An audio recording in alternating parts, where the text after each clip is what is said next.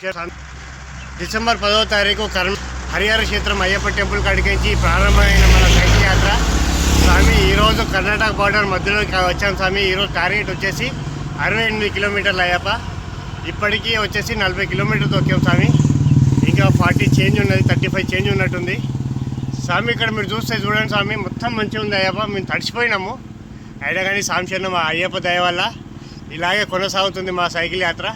ఈడ కూడా బ్రేక్ కాలేదు స్వామి. మీ అందరి ఆశీర్వాదాలు మాకు ఉండాలని కోరుకుంటున్నాం స్వామి. స్వామి శరణమయ్యప్ప. స్వామి ఈ యాత్రకి మాకు ఆర్గనైజ్ చేసింది Sri Ayyappa gardening service private limited Guruswamy గారు, రజనీకాంత్ గారు. ఆ స్వామి ఈరోజు మాతో లేడు, ఇంకా 2 రోజులలో మాకు మీట్ అవుతానని చెప్పారు.